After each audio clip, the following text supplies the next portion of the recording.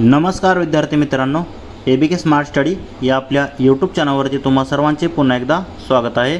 तर आज आपण अमरावती जिल्हा पोलीस आयुक्तालय म्हणजेच पोलीस शिपाई भरतीचा दिनांक 7 जुलै 2024 साली झालेला सेट बीचा संपूर्ण जो पेपर आहे तर तो स्पष्टीकरणासहित पाहणार आहोत। तर यामध्ये आपण त्याचे क्रमाने 1 ते 100 प्रश्न जसेच्या तसे पाहणार आहोत, त्यामुळे तुम्ही हा व्हिडिओ पूर्ण बघा व तुमच्या मित्रांना देखील शेअर करा।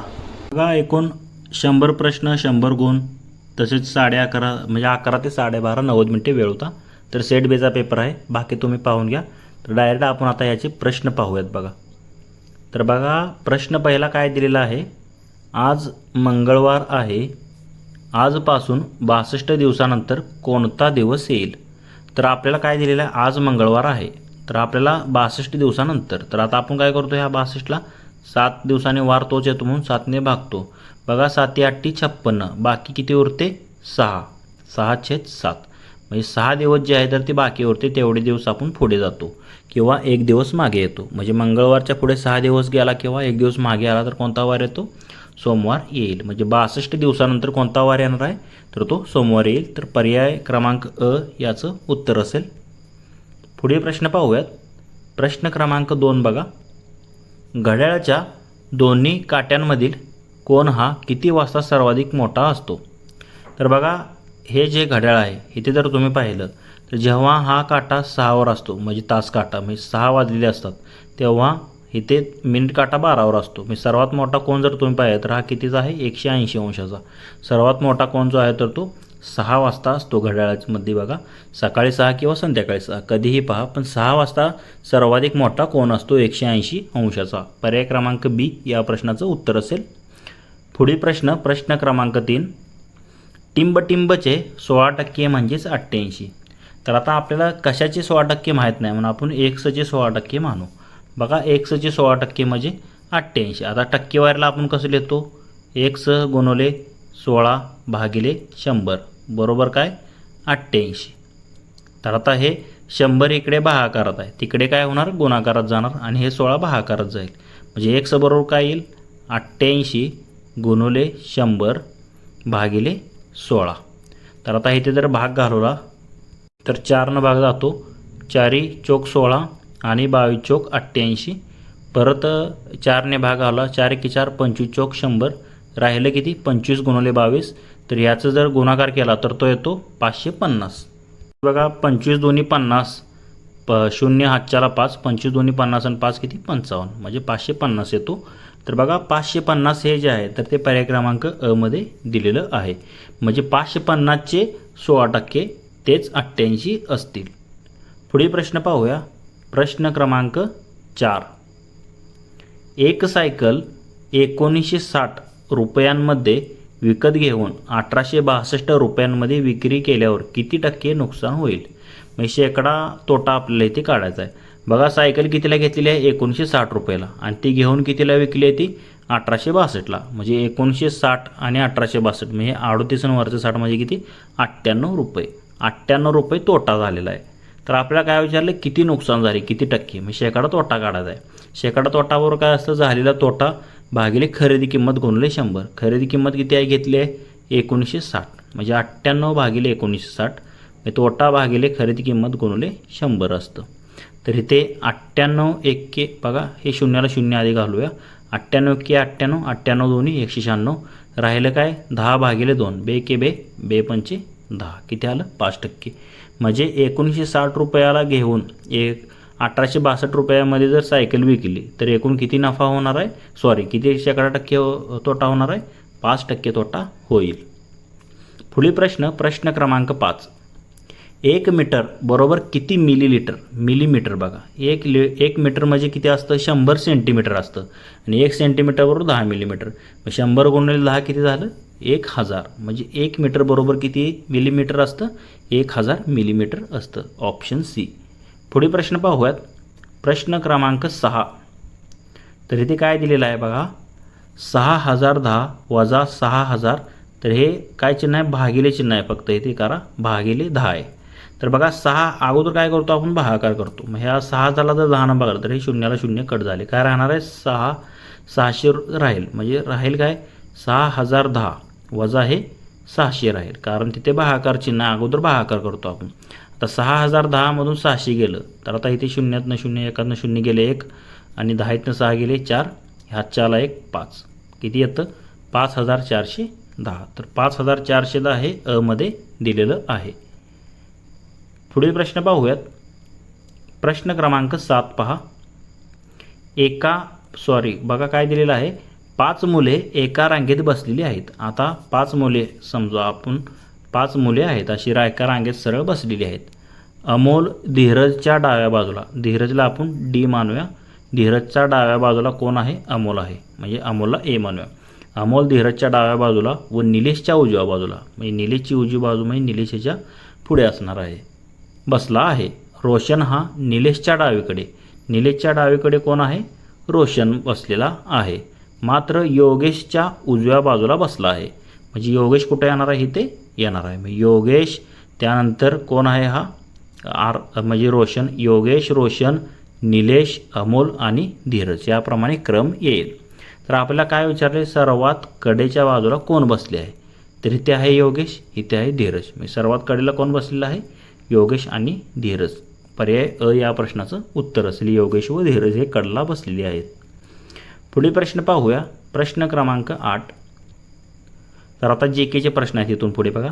सध्याचे भारताचे लोकसभा स्पीकर म्हणजेच अध्यक्ष कोण आहेत, तर 2024चा हा करंट अफेअर्सशी संबंधित प्रश्न होता बघा. सध्याला आणि आत्ताला जरी पाहिलं तर कोण आहेत, ओम बिर्ला हे लोकसभेचे स्पीकर आहेत. ऑप्शन ए या प्रश्नाचं उत्तर असणार आहे. पुढील प्रश्न पाहूयात. प्रश्न क्रमांक 9. समृद्धी महामार्ग खालीलपैकी कोणत्या जिल्ह्यातून जात नाही असं विचारले.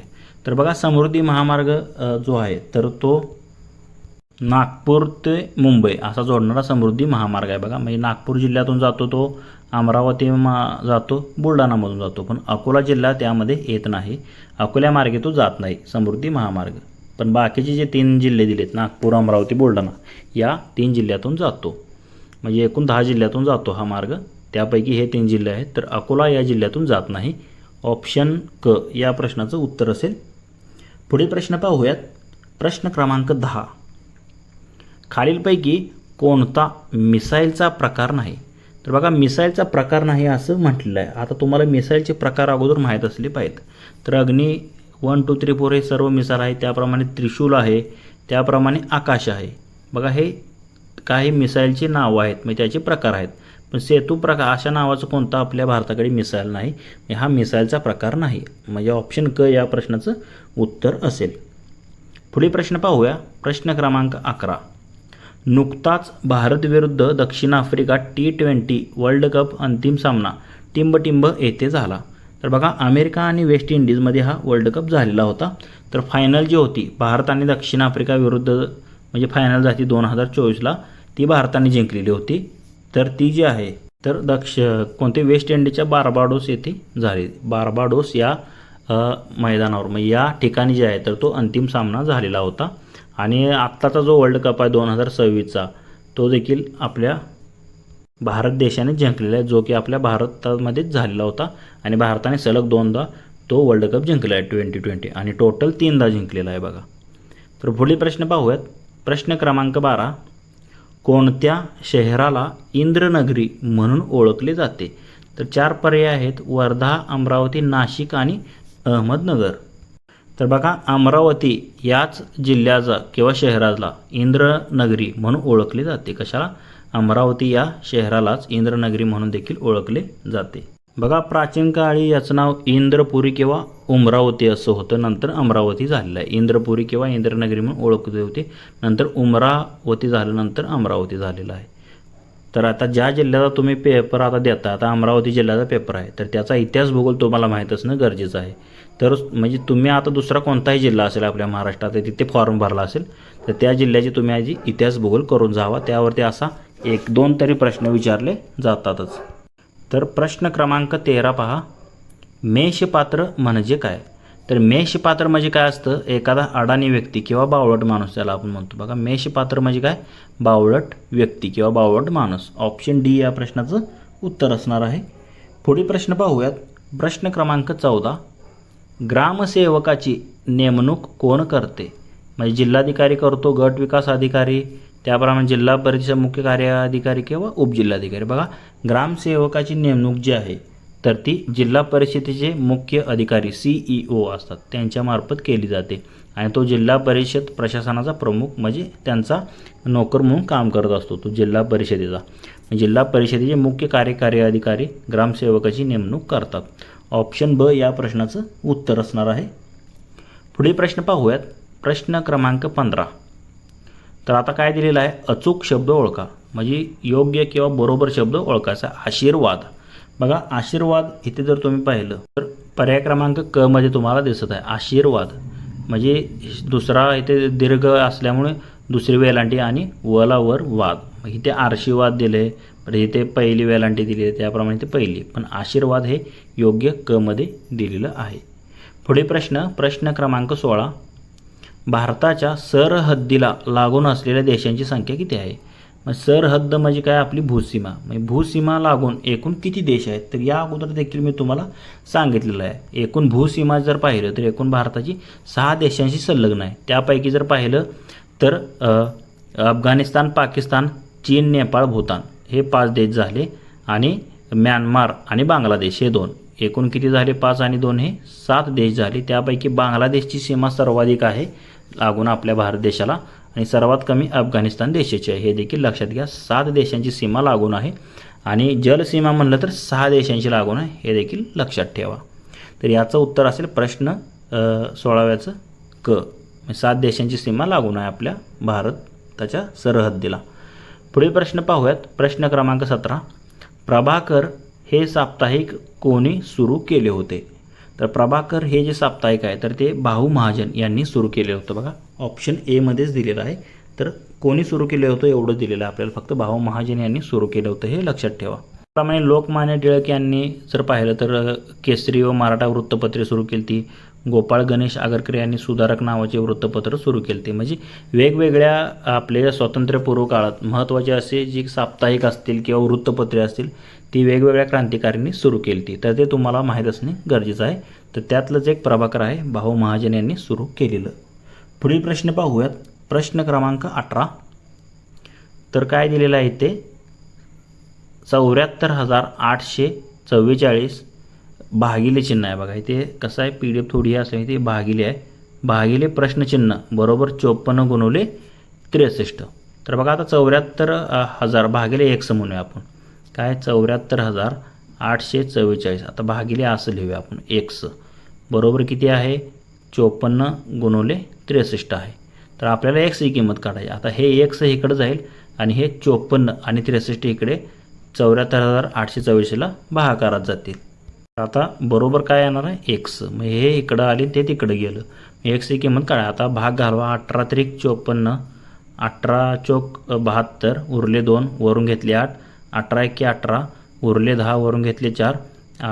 त्याप्रमाणे 18 पंचे 90 उरले 14 वरून घेतले का 18 8 44. परत ह्या 4158 आला त्याला 63 आहेत ते खाली बघा. तरी ते 63ला कशाने भाग जातो? 21ने जातो. 21 एक्के 21, 21 त्रिक 63. परत वर जर भाग घालला 21 एक्के 21 उरले 20 वरून घेतले 5. 21 9 199 उरले. आता 205 होते उरले 6 वरून घेतले 8 21 त्रिक 63. म्हणजे हे जर समजा हे संपूर्ण जर तुम्ही सोडवलं परत खाली 9 आहे 9ने जर भाग घावला हे संपूर्ण जर तुम्ही सोडवलं तर याचं उत्तर येतं बघा 22. किती येतं? 22. हे कॅल्क्युलेशन तुम्ही करा. फक्त x ही किंमत आपल्याला काढायची होती आणि हे ते कोणतं चिन्ह आहे? भागाकार चिन्ह आहे. लक्षात ठेवा. याचं आन्सर काय येतं? 22 येतं, जे की पर्याय क्रमांक क मध्ये दिलेलं आहे. x ही किंमत 22 येईल. पुढील प्रश्न पाहूया. प्रश्न क्रमांक 19. तर बघा, एका शेतकऱ्याजवळ काही कोंबड्या व शेळ्या आहेत. म्हणजे शेतकऱ्याजवळ काही कोंबड्या आणि काही शेळ्या आहेत. कोंबड्या व शेळ्यांच्या एकूण पायांची संख्या दोघांची मिळून एकूण पायाची संख्या 640 व डोक्यांची संख्या आहे 240. तर त्यापैकी कोंबड्यांची संख्या किती? तर आता यावरून एक लक्षात ठेवा. 4 पायाचे प्राणी, आता इथे कधी गाय देतात कधी माणसे देतात, हे 4 पायाचे प्राणी काढण्याचं एक डायरेक्ट सूत्र असतं. तर बघा 4 पायांचे प्राणी बरोबर काय असतं, पायांची संख्या वजा डोक्यांची दुप्पट भागिले 2 हे सूत्र असतं. आता पायांची संख्या आपल्याला माहिती आहे, मग 4 पायांचे प्राणी बरोबर पायांची संख्या आहे 640, डोक्यांची संख्या होती 240, त्याची दुप्पट 480 भागिले 2, म्हणजे हे वजाबाकी ते 160 भागिले 2 म्हणजे किती आलं 80. 80 हे काय झालं 4 पायाचे प्राणी कोण आहेत, शेळ्या. शेळ्यांची संख्या 80 असेल आणि एकूण डोकी 240 दिलीत, मग 240मधून हे शेळ्यांची संख्या 80 वजा केल्यावर किती येतं 160, म्हणजे 160 काय असणार आहेत तर एकूण कोंबड्या असणार आहेत. 2 पायाचे प्राणी 160 आणि 4 पायाचे प्राणी शेळ्या 80 असतील. तर आपल्याला 2 पायाचे प्राणी किती आहेत, म्हणजे कोंबड्या किती आहेत विचारलेलं आहे 160. तर 160 हे पर्याय क्रमांक ड मध्ये दिलेला आहे. तसेच मित्रांनो, तुम्हाला जर या पेपरची PDF हवी असेल तर आपले टेलिग्राम चॅनल आहे, त्याची लिंक ह्या व्हिडिओच्या तुम्हाला डिस्क्रिप्शनमध्ये भेटून जाईल. तिथे तुम्ही टेलिग्राम चॅनल जॉईन करून याची फ्रीमध्ये PDF देखील मिळवू शकता. पुढील प्रश्न आहे, एका व्यक्तीजवळ 5 रुपये, 10 रुपये आणि 20 रुपयांच्या नोटा आहेत. त्यांची एकूण किंमत 1575 रुपये आहे. तसेच प्रत्येक प्रकारच्या नोटांची संख्या ही समान आहे. म्हणजे जेवढ्या 5च्या नोटा आहेत, जेवढ्या 10च्या आहेत, तेवढ्याच 20च्या आहेत. म्हणजे प्रत्येक नोटांची संख्या समान आहे.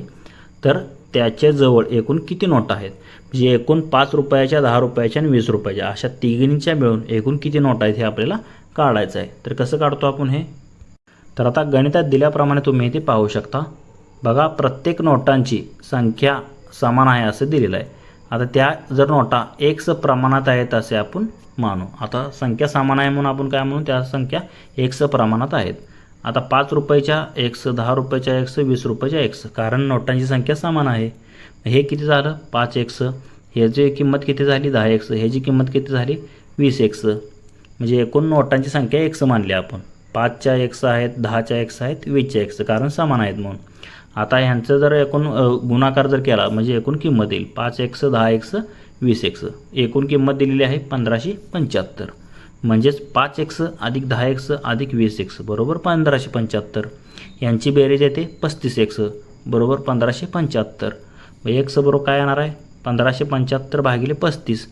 35 एक्के 35, 35 चौक 140, उरले 17, वरून घेतले 5, 35 पासा 175, माझी किती येतं 45, म्हणजे x बरोबर 45 आली. आता नोटा 5च्या x आहेत, 10च्या x आहेत आणि 20च्या x आहेत. मग तीन प्रकारच्या नोटा आहेत म्हणून एकूण नोटा किती असणार आहेत हे 45. एक प्रकारची नोट 45 आहे, आपल्याला 3 प्रकारच्या नोटा आहेत, म्हणजे 45 गुणिले 3, 45 तरी किती 135, म्हणजे एकूण किती नोटा आहेत, एकूण 135 नोटा आहेत.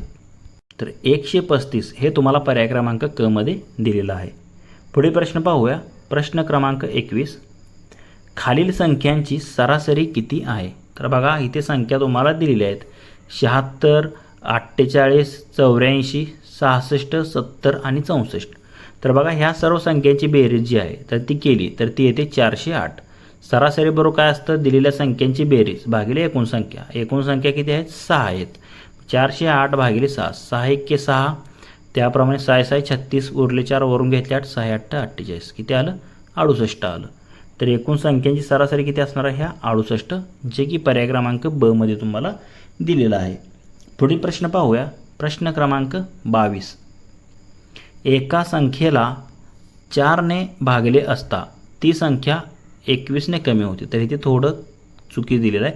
ती संख्या 21 होते असं करा. काय होतं, ती संख्या 4 ने भागली असता ती संख्या 21 म्हणजे 7 ने कमी होते असं लिहायला पाहिजे होतं. काय 7 ने कमी होते, तर ती संख्या कोणती. तर बघा, आता दिलेल्या पर्यायापैकी अशी कोणती संख्या ज्याला 4 ने जर तुम्ही भागलं, बघा 4 ने जर भागलं तर याचा भागाकार 10 येतो. 4 10 40 आणि तो भागाकार त्यातनं वजा केला तर काय राहतं किती 30. 4 8 32, हे राहतं 24 राहतं. आता हे ते 28 आहे. 4 7 28, 28मधून 7 गेले, राहिले किती 21. म्हणजे त्या संख्येला भागलं आणि त्यातून तो भागाकार वजा केला तर ती संख्या किती तर 21 असणार आहे. त्याला 4 ने भागात 28 असेल. 28ला जर तुम्ही 7 ने भागलं म्हणजे 4 ने भागलं तर भागाकार किती येतो 7, आणि तो जर वजा केला 28मधून किती येतं 21, म्हणजे ती संख्या कोणती असणार आहे तर ती 28 असेल. म्हणजे 4 ने भागली असता ती संख्या म्हणजे 21 ते 7 ने कमी होते असं लिहायला पाहिजे होतं. म्हणजे काय असणार आहे ती 28 असेल. तर बरोबर आहे, ती संख्या 21ने कमी झाली बघा. भागाकार आता 28ला 4ने भागलं तर भागाकार किती येतो? 7 येतो. मग 28मधून 7 गेले, राहिले किती? 21. म्हणजे 21ने कमी होती. बरोबर दिलेलं आहे त्यांचं. आपलंच थोडं एक्सप्लेन करायचं चुकीचं झालं बघा. 28 या संख्येला तुम्ही जर 7ने भागलं, 4ने भागलं तर किती येतं? भागाकार 7 येतो. म्हणजे ती संख्या भागाकार उत्तर किती आलं? 7 आलं. म्हणजे ती कितीने कमी झाली? 21ने कमी झाली. आधी 28 होती, आता भागाकार 7 आल्यामुळे 21ने कमी झाली. म्हणजे ती संख्या कोणती असणार आहे? 28, जे की पर्याय क्रमांक क मध्ये दिलेला आहे. तर असे प्रश्न असतात ते पर्यायावरून तुम्ही लगेच वेळ न घालवता सॉल्व्ह करू शकता. पुढील प्रश्न आहे प्रश्न क्रमांक 23. ए या व्यक्तीचे उत्पन्न बी या व्यक्तीच्या उत्पन्नापेक्षा 50% कमी आहे, तर बीचे उत्पन्न एच्या उत्पन्नाच्या किती टक्के जास्त आहे? तर आता जेव्हा तुम्हाला पर्सेंटेज कमी किंवा टक्केवारी कमी, टक्केवारी जास्त, बघा शेवटचा शब्द काय? टक्केवारी जास्त आणि टक्केवारी कमी. ह्यासाठी 2 फॉर्म्युले फक्त लक्षात ठेवायचे. इथे ए असो, बी असो, सी असो, डी असो, याचा काय फरक घ्यायचा नाही. जेवढी टक्केवारी दिली आहे त्याला एक्स मानायचं. आता एक्स बरोबर किती आहे? 50 आहे बघा. आता इथे किती बिन टक्केवारी देतील त्याला एक्स मानायचं. तर पर्सेंटेज जास्त जेव्हा असतं, पर्सेंटेज जास्त बरोबर सूत्र काय असतं? म्हणजे बीचे उत्पन्न एच्या उत्पन्न किती टक्के जास्त आहे ह्याला पर्सेंटेज जास्त आपण म्हणतो. तर ते काढण्यासाठी सूत्र असतं. काय असतं ते? तर जेवढी टक्केवारी आहे त्याला एक्स मानायचं. म्हणजे काय असतं सूत्र? एक्स भागिले 100 वजा एक्स गुणुले परत 100 असतं हे. बघा हे सूत्र लक्षात ठेवा. फक्त इथं टक्के जास्त आहे म्हणलं का वजा करायचं, आणि टक्के कमी आहे म्हणलं का फक्त ह्या 100 अधिक करायचं. इथे 100 अधिक एक्स, बाकी फॉर्म्युला तोच. आता एक्सची किंमत तुम्हाला माहिती आहे किती आहे? 50% इथे दिले. 50 भागिले 100मधून 50 गेले, किती राहिले? 50. म्हणजे 50 भागिले 50 काय? 50ला 50 कट होतात, गुणले 100 म्हणजे किती? 100. 100 गुणले 100 म्हणजे बीचे उत्पन्न एच्या उत्पन्न किती टक्के असणार आहे? 100%च असेल. ऑप्शन क या प्रश्नाचं उत्तर असेल. फक्त मी सांगितलेले 2 फॉर्म्युले लक्षात ठेवा. पर्सेंटेज जास्त, पर्सेंटेज कमी. पुढील प्रश्न पाहूयात. प्रश्न क्रमांक 24. एक फळ विक्रेता 10 रुपयाला 5 या दराने संत्रे खरेदी करतो आणि 15 रुपयाला 6 या दराने तो विक्री करतो, तर त्याला किती टक्के नफा मिळतो? बघा 10 रुपयाला 5 म्हणजे एका संत्र्याची किंमत किती झाली? 2 रुपये झाली. 10 भागिले 5 आणि विकतो किती? 15 रुपयाला 6 म्हणजे 15 भागिले 6 म्हणजे 6 दोन्ही 12 उरले 3, 6 पंचे 30 म्हणजे किती? 2.5 रुपयाला. मग घेतो 2 रुपयाला, विकतो 2.5 रुपयाला म्हणजे 0.5 रुपये. त्याला एका कशामागे काय घेतो तो? तर संत्रे घेतो. म्हणजे एका संत्र्यामागे त्याला अर्धा रुपये जो आहे तर तो फायदा होतो. तर आपल्याला काय काढायचं आहे? शेकडा नफा किती होईल, शेकडा फायदा किती होईल. शेकडा फायदा बरोबर काय असतं? शेकडा नफा किती आहे? 5. किती मागे? 2 रुपये किमतीमागे अर्धा रुपये त्याला फायदा होतो. मग 0.5 भागिले 2 गुणुले 100. तर आता इथे जर तुम्ही भाग गावला 0 तर इथे बघा मग हे काय येतं? बे की बे 50 दुनी 100 आणि हे शून्याला हे पॉईंट कट होईल. 5चा काय राहील? 25 राहील. म्हणजे किती येणार आहे? 25% एकूण नफा येणार आहे. तर 25% हे तुम्हाला पर्याय क्रमांक डी मध्ये दिलेला आहे. त्याला एकूण 25% नफा मिळतो. पुढील प्रश्न क्रमांक 25. 60 लिटर दूध व पाण्याच्या मिश्रणामध्ये, म्हणजे दूध आणि पाण्याचं 60 लिटरच्या मिश्रणामध्ये दूध आणि पाण्याचे प्रमाण 3:1 आहे. ते प्रमाण 2:1 करण्यासाठी किती लिटर पाणी मिसळावे लागेल? तर बघा हे 2 प्रकारे तुम्ही सोडू शकता. तर आता एका प्रकारे मी तुम्हाला इथे सांगतो. तर बघा दूध आणि पाणी एकूण 60 लिटर मिश्रण आहे दूध आणि पाण्याचं. किती? 3:1 प्रमाणात दूध आणि पाणी आहे. आता 3 आणि किती झाले? 4. म्हणजे 60ला 4 भागलं 15. 1 भाग 15चा 3 भाग 15 ते 45 म्हणजे दूध 45 लिटर आहे आणि 15 × 15 म्हणजे 15 लिटर पाणी आहे. तर आपल्याला काय म्हणलं आहे? ते प्रमाण 2:1 करण्यासाठी किती पाणी ॲड करावं लागेल अजून? तर बघा हे दूध किती आहे? 45. दूध भागिले पाणी, पाणी आहे 15. ह्यामध्ये किती? आता 1 लिटर पाणी ॲड करू असं आपण म्हणूया. अधिक x बरोबर 2/1. तर आता इथे रिकस गुणाकार करू. 2 गुणुले इथे 45 गुणुले 1 केलं 45 आलं बरोबर. 2 गुणिले 15 हे 30 आलं आणि 2 गुणिले x 2x. म्हणजे हे 30 इकडे गेलं तर 45मधून वजा होईल, राहील किती? 15. म्हणजे 15 बरोबर हे 2x. x बरोबर 15 भागिले 2 म्हणजे 7.5.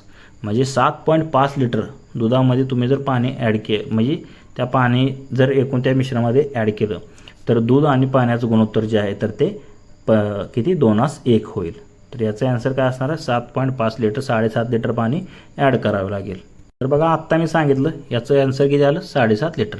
तर डायरेक्ट कसं काढायचं बघा, अगोदर गुणोत्तर किती आहे 3:1 आहे, म्हणजे 45 लिटर हे काय आहे तर ते दूध आहे. तर आपल्याला रेशो काय करायचा आहे 2:1 करायचा आहे, म्हणजे हे 2 आलं पाहिजे. 45 हे भागिले 2 करा, किती येतं 22.5. काय येतं 22.5. मग हे 2:1 म्हणजे एवढं पाणी असणार आहे. 45 आणि 22.5 यांचा जर रेशो घेतला तर 2:1 येतो. मग 22.5 म्हणजे अगोदर पाणी किती आहे 15 लिटर, मग आता किती 22.5 झालं. मग 22.5 मधून जर 15 केलं तर किती येतं 7.5. असं देखील तुम्ही सोडवू शकता. म्हणजे गुणोत्तरावरून डायरेक्ट तुम्ही काढू शकता. म्हणजे 7.5 लिटर जे आहे तर ते पाणी ॲड करावं लागेल, तेव्हा 2:1 गुणोत्तर येईल. प्रश्न क्रमांक 26 पहा. रॅमन मॅगसेसे पुरस्कार मिळविणारे पहिले महाराष्ट्रीयन कोण आहेत? तर बघा पहिले जे महाराष्ट्रीयन होते रॅमन मॅगसेसे पुरस्कार मिळवणारे ते होते आचार्य विनोबा भावे. तर ऑप्शन बी या प्रश्नाचं उत्तर असेल आचार्य विनोबा भावे. पुढे प्रश्न पाहूयात. प्रश्न क्रमांक 27. शक्तिस्थळ हे कोणाचे समाधीस्थळ आहे? तर शक्तिस्थळ हे दिल्ली या ठिकाणी आहे आणि ते आपले माजी पंतप्रधान इंदिरा गांधी यांचे समाधीस्थळ जे आहे तर त्यांच्या समाधीस्थळाला शक्तिस्थळ असे म्हटले जाते, जे की दिल्ली या ठिकाणी आहे. ऑप्शन बी इंदिरा गांधी या प्रश्नाचं उत्तर असेल. पुढील प्रश्न तसेच महात्मा गांधी यांची जी समाधी आहे त्यांच्या स्थळाला राजघाट असे म्हटले जाते, हे देखील लक्षात ठेवा. आणि चौधरी चरण सिंग जे आहे तर त्यांच्या समाधीस्थळाला किसान घाट असे म्हटले जाते. पंडित जवाहरलाल नेहरू यांचं जे समाधीस्थळ आहे त्याला शांतिवन म्हणून ओळखले जाते. तर शक्तिस्थळ हे इंदिरा गांधी यांचं समाधीस्थळ आहे. पुढील प्रश्न पाहूयात. प्रश्न क्रमांक 28 पहा. विधवा विवाहोत्तेजक मंडळी याची जी स्थापना आहे तर ती कोणी केली होती? म्हणजेच विधवा विवाहोत्तेजक मंडळी जी आहे तर याची स्थापना जी आहे तर ती महर्षी धोंडो केशव कर्वे यांनी केली होती. बघा विधवा विवाहोत्तेजक मंडळी. तर ऑप्शन अ मध्ये दिलेला आहे. तर महर्षी धोंडो केशव कर्वे यांनी त्याची स्थापना केली होती. पुढील प्रश्न पाहूयात. प्रश्न क्रमांक 29.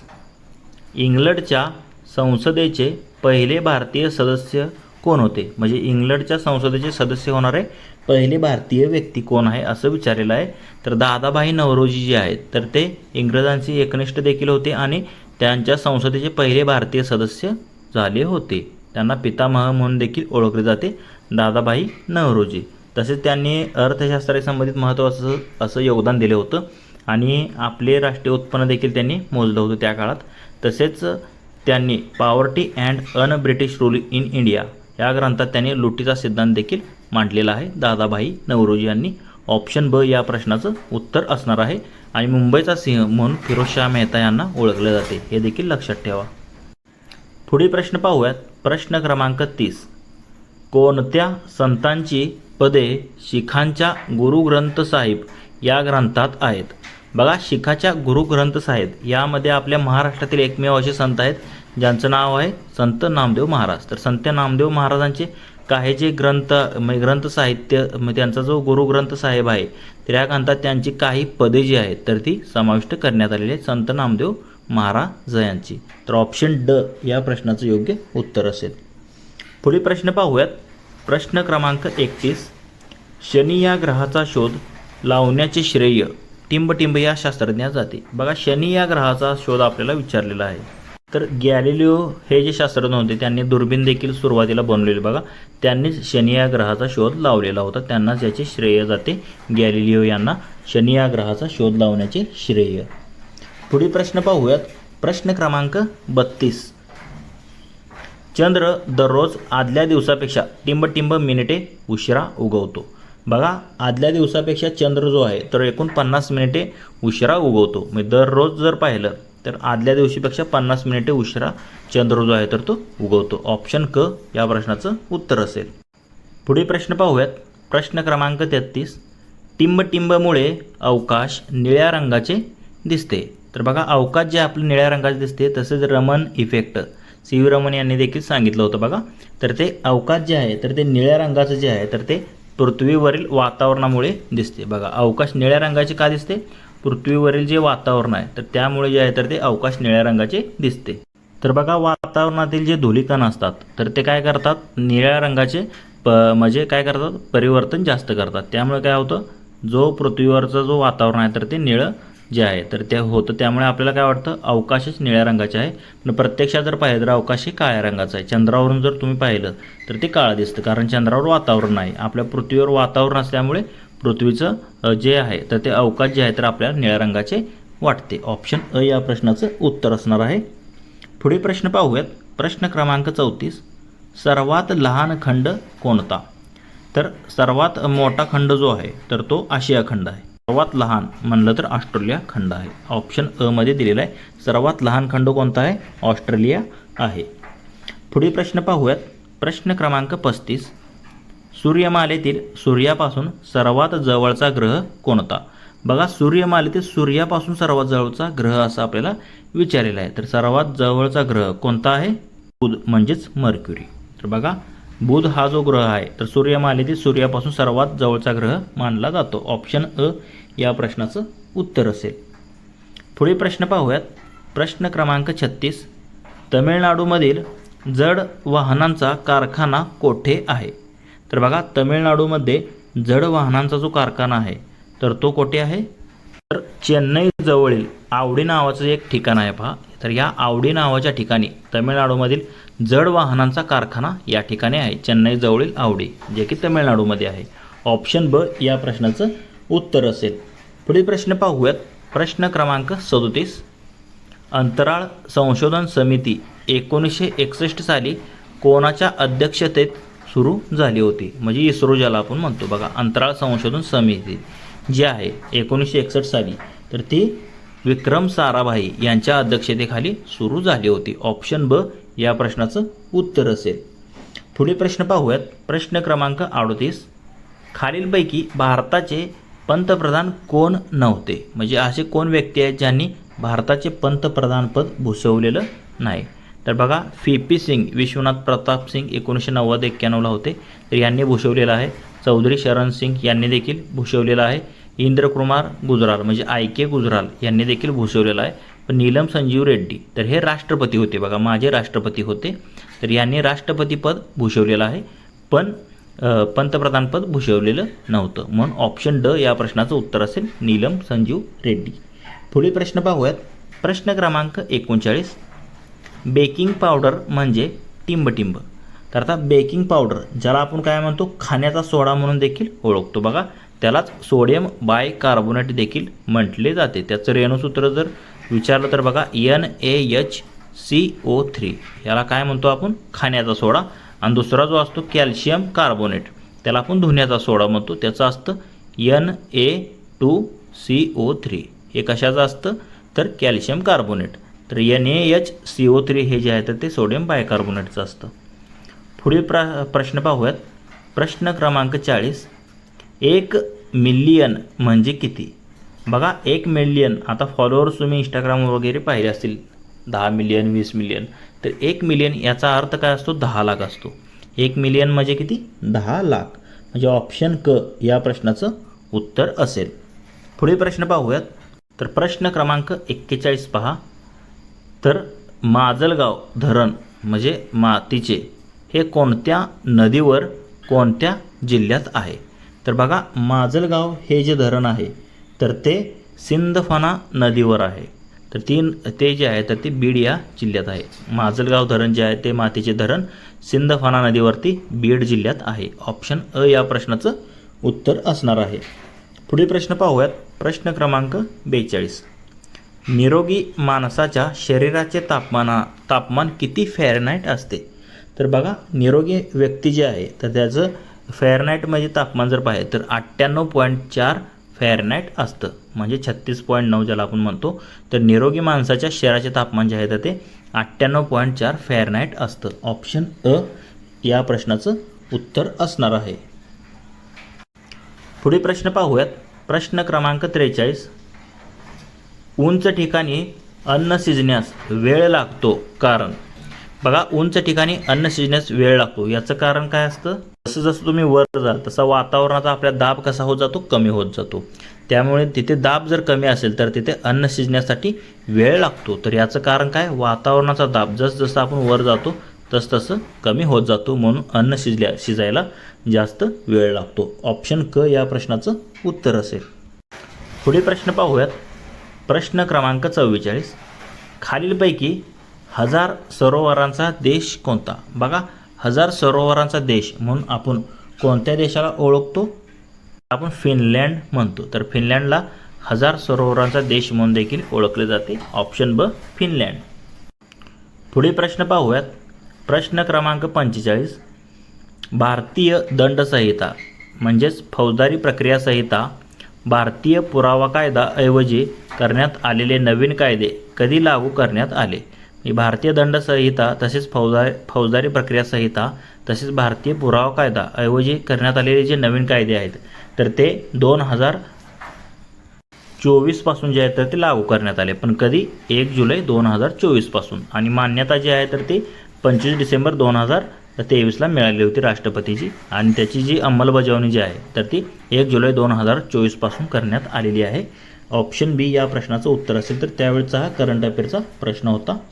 पुढील प्रश्न पाहूयात. प्रश्न क्रमांक 46. बघा जे शब्द 2 शब्द किंवा 2 वाक्य यांना जोडतात त्यांना टिंब असे म्हणतात. बघा 2 शब्द आणि 2 वाक्य यांना जोडणाऱ्या शब्दांना आपण काय म्हणतो? उभयान्वयी अव्यय म्हणतो. म्हणजे आणि व शिवाय यासारखे पण परंतु किंतु हे जे आहे तर ते 2 वाक्य किंवा शब्द जोडतात म्हणून त्याला उभयान्वयी अव्यय असे म्हटले जाते. पुढील प्रश्न पाहूयात. प्रश्न क्रमांक 47. वर्ल्ड ॲथलेटिक्स चॅम्पियनशिपमध्ये सुवर्णपदक जिंकणारा पहिला भारतीय खेळाडू कोण होता? तर बघा हिस्ट्री संबंधित प्रश्न आहे. वर्ल्ड ॲथलेटिक चॅम्पियन्स यामध्ये सुवर्णपदक जिंकणारा पहिला जो भारतीय खेळाडू आहे तर तो कोण आहे? नीरज चोप्रा, ज्याने जेवलिन थ्रो म्हणजे भालाफेकमध्ये जे आहे तर त्याने पदक मिळवलेलं आहे वर्ल्ड ॲथलेटिक चॅम्पियनशिपमध्ये. ऑप्शन क या प्रश्नाचं उत्तर असेल नीरज चोपडा. पुढील प्रश्न पाहूयात. प्रश्न क्रमांक 48. भारतीय राज्यघटनेत मूलभूत कर्तव्य कोणत्या परिच्छेदामध्ये विस्तृत आहे? म्हणजे त्याचा उल्लेख जो आहे मूलभूत कर्तव्यांचा कोणत्या परिच्छेदामध्ये केलेला आहे? तर कलम 51 यामध्ये जे आहे तर ते 42वी घटना दुरुस्ती कधी झाली? 1976ला. तर त्याद्वारे एकूण 10 मूलभूत कर्तव्यांचा समावेश करण्यात आलेला होता 51 या भागामध्ये. आणि 11वं जे मूलभूत कर्तव्य आहे तर ते 86वी घटना दुरुस्ती 2002मध्ये ॲड करण्यात आलं. त्यामध्ये सध्याला 51 मध्ये मूलभूत कर्तव्यांचा समावेश आहे आणि एकूण 11 मूलभूत कर्तव्य आहेत, हे देखील लक्षात घ्या. ऑप्शन ब या प्रश्नाचं उत्तर असेल 51. तसेच मित्रांनो तुम्हाला जर या पेपरची PDF देखील हवी असेल तर आपले टेलिग्राम चॅनलसुद्धा आहे. त्याची लिंक तुम्हाला या व्हिडिओच्या डिस्क्रिप्शन बॉक्समध्ये भेटून जाईल. तिथे तुम्ही टेलिग्राम चॅनल जॉईन करा. याची फ्रीमध्ये PDF देखील मिळवू शकता. पुढील प्रश्न पाहूयात. प्रश्न क्रमांक 49. रोहिणीतील रक्तात कोणत्या घटकाचे प्रमाण जास्त झाल्यास रक्त अधिक लाल दिसते? रोहिणी. तर बघा रोहिणी म्हणजे धमन्या ज्याला आपण म्हणतो. तर त्या रक्तात कोणत्या घटकाचे प्रमाण जास्त झाल्यास रक्त अधिक लाल दिसते? ऑक्सिजन जे आहे तर ऑक्सिजनचे प्रमाण जर जास्त झालं तर रक्त जे आहे तर ते अधिक लाल दिसतं. बघा रोहिणीतील रक्तात कोणत्या घटकाचे प्रमाण? तर ऑक्सिजन या घटकाचे प्रमाण जर अधिक वाढलं तर रक्त अधिक लाल दिसते. ऑप्शन क या प्रश्नाचं उत्तर असेल. पुढील प्रश्न पाहूयात. प्रश्न क्रमांक 50. GDPच्या प्रमाणात सर्वात जास्त कर्जबाजारी असणारा देश कोणता? बघा GDPच्या प्रमाणात असं आपल्याला इथे म्हटलेलं आहे. तर सर्वाधिक कर्जबाजारी देश जो आहे तर GDPच्या प्रमाणात जर मानलं तर खाली दिलेल्यापैकी कोण आहे? जपान हा देश आहे. तर GDPच्या प्रमाणात सर्वात जास्त कर्जबाजारी असणारा देश कोणता आहे? जपान, जे की ऑप्शन ब मध्ये दिलेलं आहे. त्याच्या प्रश्नाचं उत्तर असणार आहे. बघा तो एक विकसित देश आहे आणि त्याचं जवळपास GDPच्या 200% जास्त त्यांचं कर्ज आहे, म्हणून तो सर्वाधिक विकसित आणि कर्जबाजारी देश पण आहे GDPच्या तुलनेत. ऑप्शन ब जपान या प्रश्नाचं उत्तर असणार आहे. प्रश्न क्रमांक 51. बघा मानवी डोळ्याचा कोणता भाग आत येणाऱ्या किरणांना नियंत्रित करतो? म्हणजे जे आत येतात प्रकाश किरणे त्यांना नियंत्रित करण्याचं काम कोण करतं? तर बघा इथे ऑप्शन दिलेला आहे प्युपिल, आयरिस, रेटिना आणि आयलिड. तर बघा प्युपिलमध्ये आतलं जे तुमचं जे काळा भाग असतो त्याला आपण प्युपिल म्हणतो, बाहुली. पण आयरिस जो आहे पांढरा पटल असते, तर तिथून जो आहे तो प्रकाशाची एंट्री होते सुरुवातीला, म्हणजे प्रकाश किरणे आत येतात. त्याला नियंत्रित करण्याचं काम जे आहे तर ते आयरिसद्वारे केले जाते आणि रेटिनावर पुढे प्रतिमा तयार होते. तर आपल्याला काय विचारले, किरणांना नियंत्रित कोण करतं, तर तो आयरिस हा भाग आहे जो आत येणाऱ्या किरणांना नियंत्रित करतो. ऑप्शन ब या प्रश्नाचं उत्तर असेल. पुढील प्रश्न पाहूया. प्रश्न क्रमांक 52. कोणता दिवस अंमली पदार्थ विरोधी दिन म्हणून पाळला जातो? तर अंमली पदार्थ विरोधी दिन म्हणून आपण 26 जून हा दिवस पाळतो.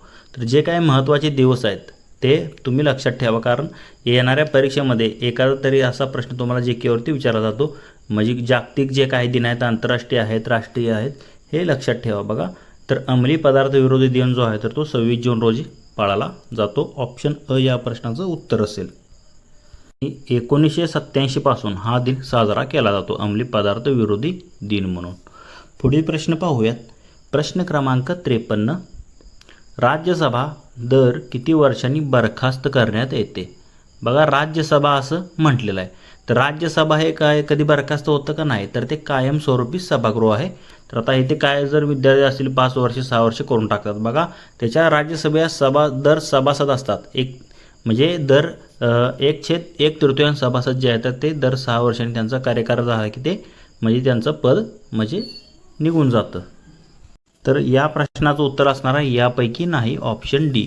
तर कधीही बरखास्त होत नसतं, तर ते स्थायी सभागृह असतं. फक्त सदस्यांचा कार्यकाळ 6 वर्षाचा असतो, हे लक्षात ठेवा. आणि लोकसभा जे आहे तर त्याचा कार्यकाळ 5 वर्षांनी असतो. दर 5 वर्षांनी नवीन लोकसभा येते बघा, आणि ते आधीमध्ये पण बरखास्त होऊ शकते. पण राज्यसभा असं आहे जे स्थायी सभागृह मानलं जातं आणि द्वितीय सदन ज्याला आपण म्हणतो, उच्च सभागृह, जे कधीही बरखास्त होत नाही. ऑप्शन डी या प्रश्नाचं उत्तर असणार आहे. पुढील प्रश्न पाहूयात. प्रश्न क्रमांक 54. कोणत्या घटना दुरुस्तीचे वर्णन मिनी कॉन्स्टिट्यूशन म्हणून केले जाते? तर मिनी कॉन्स्टिट्यूशन ज्याला आपण काय म्हणतो, 42वी घटनादुरुस्ती. महत्त्वाच्या ज्या काही दुरुस्त्या आहेत तर त्या 42वी घटनादुरुस्ती 1976 अन्वये करण्यात आलेला होता. जसे की आपले मूलभूत कर्ते असतील, अजून काही शब्द असतील, तर बघा आपल्या उद्देशिकेमध्ये 3 शब्द ॲड करण्यात आलेले होते या 42व्या घटनादुरुस्तीने. त्यालाच मिनी कॉन्स्टिट्यूट म्हणून देखील ओळखले जाते. ऑप्शन ए 42वी घटनादुरुस्ती या प्रश्नाचं उत्तर असेल. पुढील प्रश्न क्रमांक 55 पहा. तसेच इथे जर पाहिलं तर 73व्या घटनादुरुस्तीबद्दल थोडं माहिती पहा. ही आपली स्थानिक स्वराज्य संस्था पंचायत समिती बघा त्याच्याही संबंधित आहे. आणि 74वी ज्या महानगरपालिका म्हणजे ज्या नगरपालिका आहे तर त्याच्याही संबंधित आहे 74वी घटनादुरुस्ती. आणि 73वी पंचायत समिती गाव पातळीवर ग्रामपंचायत, जिल्हा परिषद याच्याशी संबंधित आहे आणि म्हणजे पंचायत राजशी संबंधित आहे 73 आणि 74व्या. आणि 44व्या घटनादुरुस्तीने काही महत्त्वाचे जे असतील घटक, जसे की आपला संपत्तीचा हक्क आहे तो मूलभूत हक्कामधून वगळण्यात आलेला होता 44व्या घटनादुरुस्तीने, हे देखील लक्षात ठेवा. तर मिनी कॉन्स्टिट्यूशन आहे 42वी घटनादुरुस्ती. तर पुढचा प्रश्न आहे प्रश्न क्रमांक 55. कथ्थक हा नृत्य प्रकार कोणत्या राज्याशी संबंधित आहे? तर आता वेगवेगळे राज्य आपल्या भारत देशामध्ये आहेत आणि त्यांची काही वेगवेगळी सांस्कृतिक कला आहे. तर आता त्यांचे जे नृत्य प्रकार आहे तर ते आपल्याला माहीत असणं गरजेचं आहे. आपल्या महाराष्ट्राचं जसे गजी लावणी असं आहे तसं त्याप्रमाणे कथ्थक हा जो नृत्य प्रकार आहे तर तो उत्तर प्रदेश या राज्याचा आहे. कथ्थक, नौटंकी हे उत्तर प्रदेश राज्याचे प्रकार आहेत नृत्याचे. त्याप्रमाणे जर पाहिलं तसेच कुचिपुडी आंध्र प्रदेश, त्याप्रमाणे जर पाहिलं तर यक्षगान कर्नाटक असे नृत्य प्रकार आहेत. तर पुढील प्रश्न पाहूयात. प्रश्न क्रमांक 56. महाराष्ट्राचे मँचेस्टर म्हणून कोणत्या शहराला ओळखले जाते? तर बघा महाराष्ट्राचे विचारलेलं आहे. तर महाराष्ट्राचे मँचेस्टर तर आपण कशाला म्हणतो, इचलकरंजी या शहराला. तर तिथे महत्त्वाचं असे सुती कापड उद्योग आहे बघा, तर त्याला महाराष्ट्राचे मँचेस्टर म्हणून देखील ओळखले जाते, इचलकरंजी याला. ऑप्शन ब या प्रश्नाचं उत्तर असेल. पुढील प्रश्न पाहूया. प्रश्न क्रमांक 57. वाक्यात वापरताना शब्दाच्या मूळ स्वरूपात बदल करून त्या शब्दाचे जे रूप तयार होते त्यास टिंबटिंब असे म्हणतात. बघा, शब्दाच्या मूळ रूपात बदल करून त्या शब्दाचे जे रूप तयार होते तर त्याला आपण काय म्हणतो, पद असे म्हणतो. काय म्हणतो, पद असे म्हणतो. तर इथून पुढचे जे प्रश्न आहेत तर ते मराठी व्याकरणाशी संबंधित आहेत. तर बघा, वाक्यात वापरताना शब्दाच्या मूळ स्वरूपात बदल जेव्हा करून त्या शब्दाचे जे रूप तयार होते तर त्याला आपण पद असे म्हणतो. पुढे प्रश्न पाहूयात. प्रश्न क्रमांक 58. धातूला विविध प्रत्यय लागून बनणाऱ्या व अपुरी क्रिया दाखवणाऱ्या या शब्दांना टिंब असे म्हणतात. तर त्यांना आपण काय म्हणतो, कृदंत असे म्हणतो. बघा, धातूला विविध प्रत्यय लागून जे बनणारे जे अपुरी क्रिया दाखवणारे शब्द असतात तर त्यांना कृदंते किंवा धातू सदृश्य असे म्हटले जाते. ऑप्शन ड या प्रश्नाचं उत्तर असेल. पुढील प्रश्न पाहूयात. प्रश्न क्रमांक 59. एकूण काव्यगुण किती आहेत? तर आता एकूण काव्यगुण किती आहेत साधा प्रश्न विचारले तर एकूण 10 काव्यगुण आहेत. ऑप्शन ब मध्येच दिलेला आहे. एकूण काव्यगुण किती असतात? एकूण 10 काव्यगुण असतात. पुढील प्रश्न पाहूया. प्रश्न क्रमांक 60. आयुष्यात प्रथमच हार स्वीकारण्याची वेळ आली या विधानातील शब्दशक्ती ओळखा. तर आता शब्दाच्या 3 शक्ती आहेत बघा, अमिदा, लक्षणा, व्यंजना. तर आता आयुष्यात प्रथमच हार स्वीकारण्याची जी आहे तर ती वेळ आलेली आहे. तर या विधानातील शब्दशक्ती जी आहे तर ती कोणती आहे? अमिधा मूलक शाब्दी व्यंजना म्हणतो, ज्याला आपण काय म्हणतो, अमिधा मूलक शाब्दी व्यंजना. या प्रकारची शक्ती जी आहे तर ते दिलेल्या वाक्यामध्ये आहे. आयुष्यात प्रथमच हार स्वीकारण्याची वेळ आली. ऑप्शन क या प्रश्नाचं उत्तर असणार आहे. पुढील प्रश्न पाहूया. प्रश्न क्रमांक 61. द्वंद्व समास ओळखा. द्वंद्व समास. आता द्वंद्व समासामध्ये दोन्ही पदे महत्त्वाची असतात, म्हणजे दोन्ही पदांना सारखं मानलं जातं. तर आता इथे जर तुम्ही पाहिलं, विटी दांडू आणि ज्यांचा विग्रह करताना उभ्या नवी अव्ययांचा देखील वापर केला जातो, म्हणजे विटी आणि दांडू असं म्हणतो, विटी दांडू. तर हे द्वंद्व समासाचं उदाहरण आहे. ऑप्शन क या प्रश्नाचं उत्तर असेल. तर समास हा एक अत्यंत महत्त्वाचा टॉपिक आहे बघा. एखादा तरी प्रश्न हमखास तुम्हाला या टॉपिकवरती विचारला जातो, त्यामुळे तुम्ही हा परफेक्टच करून जावा. पुढील प्रश्न पाहूयात. प्रश्न क्रमांक 62. उत अधिक ज्वल. तर आता इथे आपल्याला संधी तयार करायचे. उत अधिक ज्वल तर काय होतं? उज्ज्वल होतं बघा, उज्ज्वल, जे की पर्याय क्रमांक ब मध्ये दिलेलं आहे. उत अधिक जल हे उज्ज्वल होतं. हे व्यंजन संधीचं उदाहरण आहे. पुढील प्रश्न पाहूयात. प्रश्न क्रमांक 63. रघुने पेढा खाल्ला होता. तर काळ ओळखायचा बघा, काळ ओळखायचा आहे. रघुने पेढा खाल्ला होता. होता म्हणजे हे काय झालं? हे भूतकाळात गेलं. तर भूतकाळ म्हणजे काय? पेढा खाल्ला होता म्हणजे खाऊन झाला होता त्याचा, म्हणजे ते भूतकाळातलं आहे पण कसं आहे? पूर्ण आहे, पूर्ण भूतकाळाचं वाक्य आहे. रघुने पेढा खाल्ला होता. पुढील प्रश्न पाहूयात. प्रश्न क्रमांक 64. खालीलपैकी कोणता स्वर नाही? तर आता बघा, उ स्वर आहे, त्याप्रमाणे अ आहे, ए आहे, पण ग हे काय आहे? व्यंजन आहे, म्हणून स्वर नसलेला शब्द ओळखायचा होता. ऑप्शन डी ग. पुढील प्रश्न पाहूयात. प्रश्न क्रमांक 65. तृतीय पुरुष सर्वनाम कोणते? बघा, तृतीय पुरुष सर्वनाम जे आहे तर ते ती आहे. त्याला आपण तृतीय पुरुष म्हणतो. ती किंवा तो तृतीय पुरुष सर्वनाम आहे. ऑप्शन अ मध्येच दिलेलं आहे. तो, ती, ते हे यामध्ये येतात तृतीय पुरुष सर्वनामामध्ये. ऑप्शन अ या प्रश्नाचं उत्तर असेल. पुढील प्रश्न पाहूयात. प्रश्न क्रमांक 66. ऋषीने केळी खाल्ली याचा प्रयोग ओळखायचा आहे. बघा, खाणारा कोण आहे? ऋषी. खाल्लेलं काय? केळी. आता कर्ता आहे, कर्त्याला प्रत्यय आहे, पण कर्म आहे त्याला प्रत्यय नाही. कर्म असेल आणि ते जे म्हणजे प्रथमात जर कर्म असेल तर ते कोणतं असतं? तर ते कोणता प्रयोग असतो? तर तो कर्मणी प्रयोग असतो. पण इथे काय आहे? कर्ताच इथे महत्त्वाचा मानला जातो, म्हणजे जास्त करून कर्त्याला प्राधान्य दिलं जातं, म्हणून प्रधान कर्तृक प्रयोग असे त्याला आपण म्हणतो. काय? ऋषीने केळी खाल्ली हे काय? प्रधान कर्तृक प्रयोगाचं उदाहरण आहे. ऑप्शन अ या प्रश्नाचं उत्तर असेल. पुढील प्रश्न पाहूयात. प्रश्न क्रमांक 67. आपल्या तोंडावाटे निघणाऱ्या मूलध्वनींना आपण काय म्हणतो? आता जे काय तुमच्या तोंडावाटे मूलध्वनी निघतात त्याला आपण काय म्हणतो? वर्ण असे म्हणतो. आणि जे आपण लिहून ठेवतो, म्हणजे ते पुसून जाऊ नये म्हणून आपण लिहून ठेवलेले आहेत, त्याला आपण वर्णमाला असे म्हणतो. तुम्ही पाहिले असेल, एकूण 52 शब्द आहेत वर्णमालेमध्ये आपल्या. तर पुढील प्रश्न पाहूयात. प्रश्न क्रमांक 68 पहा. मराठी भाषेत एकूण किती स्वर आहेत? तर मराठी भाषेत आता जर तुम्ही पाहिलं तर त्या 2024चा हा पेपर आहे बघा.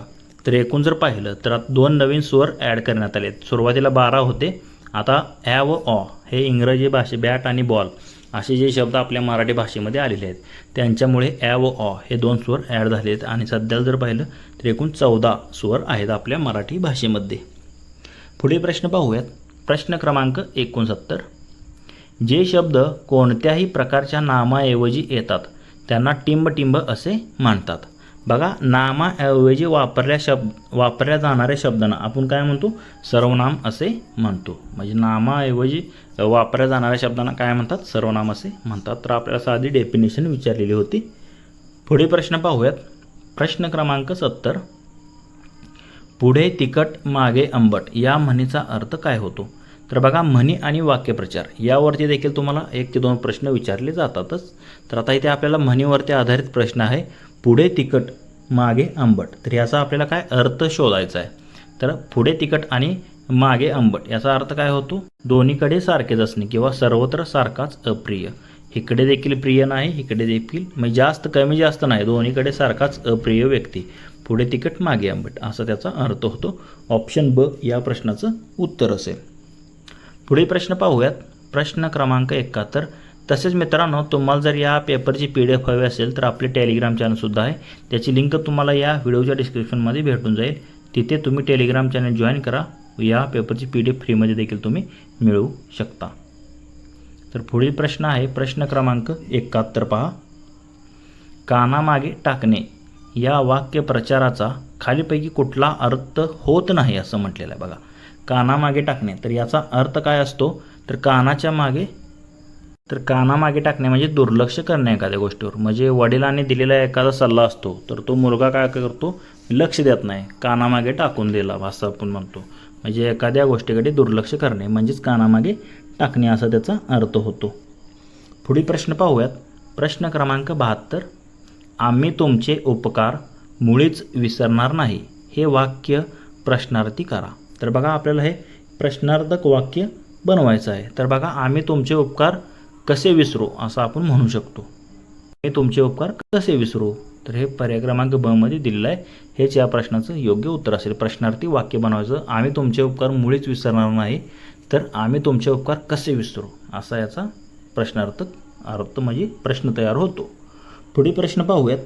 प्रश्न क्रमांक 73. पहा, जगतजननी या शब्दाचा योग्य विग्रह कोणता? जगतजननी, तर बघा, जगत अधिक जननी असा त्याचा विग्रह होतो.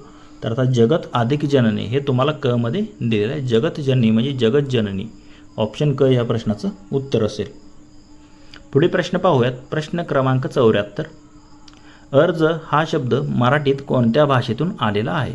तर अर्ज, हुकूम, इनाम, मेहनत हे जर शब्द पाहिले तर ते अरबी भाषेतून मराठी भाषेत आलेले आहेत. अर्ज, हुकूम, इनाम, मेहनत. त्याप्रमाणे हापूस, तसेच खाण्याचे काही पदार्थ आहेत, लोणचे वगैरे, हे फारसी भाषेतून आहेत. कानडीमध्ये अक्का, अन्ना असे शब्द जे आहेत तर ते कानडी भाषेतून आहेत.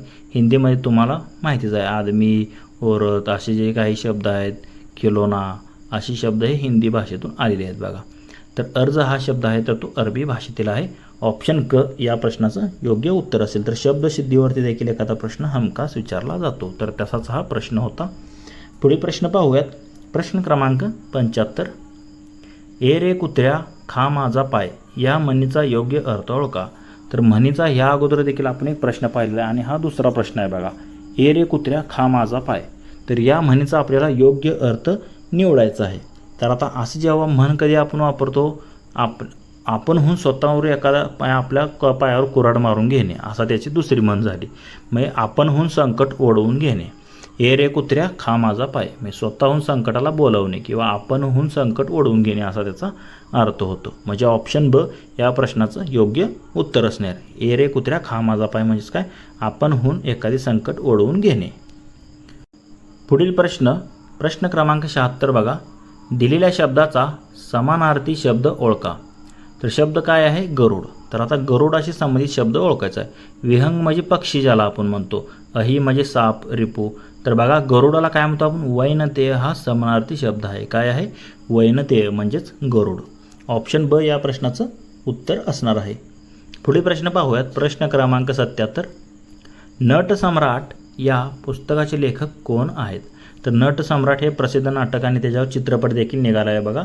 तर ते जे प्रसिद्ध नाटक आहे तर ते कुसुमाग्रज यांनी लिहिलेलं, त्यांचंच टोपण नाव आहे वि वा शिरवाडकर. तर बघा त्यांचंच हे पुस्तक आहे. त्याचे लेखक कोण आहेत? वि वा शिरवाडकर. ऑप्शन ड या प्रश्नाचं योग्य उत्तर असणार आहे. प्रश्न क्रमांक 78 बघा. FGIH साठी 3 4 6 8 तर HJDE साठी काय येईल? तर आता F इथे जर तुम्ही पाहिलं तर F किती नंबरला असतं?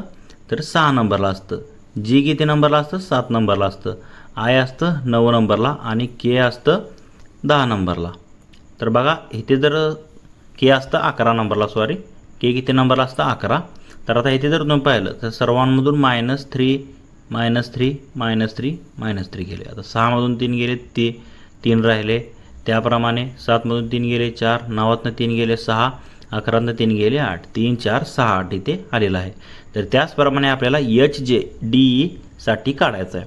तर आता बघा HJDE साठी H असतं 8 नंबरला, त्याप्रमाणे J असतं 10 नंबरला, D असतं 4 नंबरला आणि E असतं 5 नंबरला.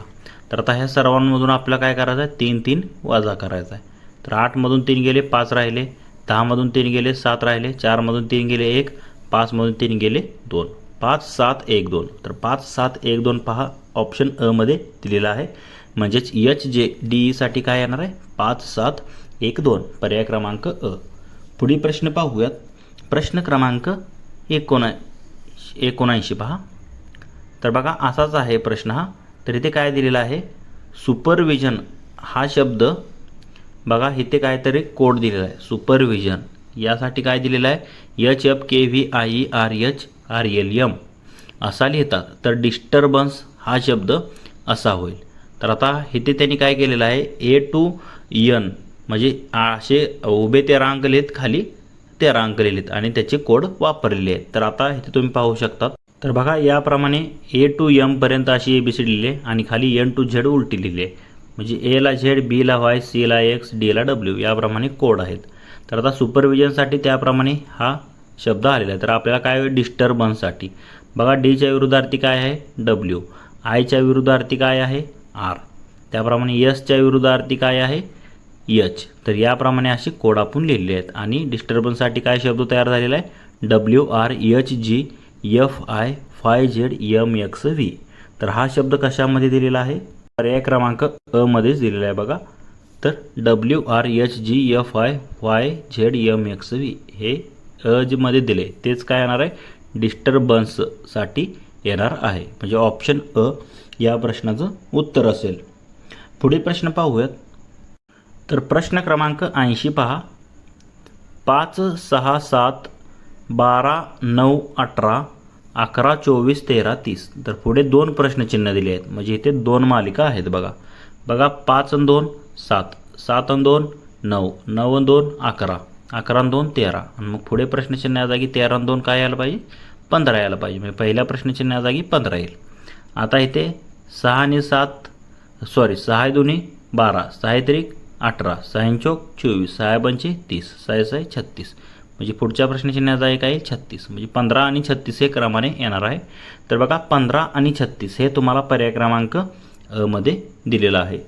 पुढील प्रश्न पाहूयात. प्रश्न क्रमांक 81. तर आता इथे देखील आपल्याला एक अंकमालिका दिलेली आहे, म्हणजे ॲनॉलॉजी दिली आहे बघा. 8 साठी काय घेतलेलं आहे? 67. त्याप्रमाणे 12 साठी काय येईल? बघा 8चा वर्ग केला आहे 64 अधिक त्यामध्ये किती केलेला आहे? 3. म्हणजे हे झालं 67. त्याप्रमाणे इथे 12चा वर्ग काय असतो? 12चा वर्ग 144 आणि 144 अधिक 3 केल्यावर किती येतं? तर 147. म्हणजे इथे वर्ग प्लस 3 वर्ग प्लस 3 147 येईल. 147 कशामध्ये दिले? तर पर्याय क्रमांक क मध्ये दिलेला आहे बघा. पर्याय क्रमांक क 147. पुढे प्रश्न पाहूयात. प्रश्न क्रमांक 82. तर सेम ह्यासारखाच प्रश्न आहे. 5ला जसे 50 तसे 6ला काय येईल? तर आता इथे काय केलं यांनी पहा, फक्त इथे काय केलं? 5चा वर्ग केला आहे. 5चा वर्ग किती असतो? 25 आणि त्याची दुप्पट केली आहे 50.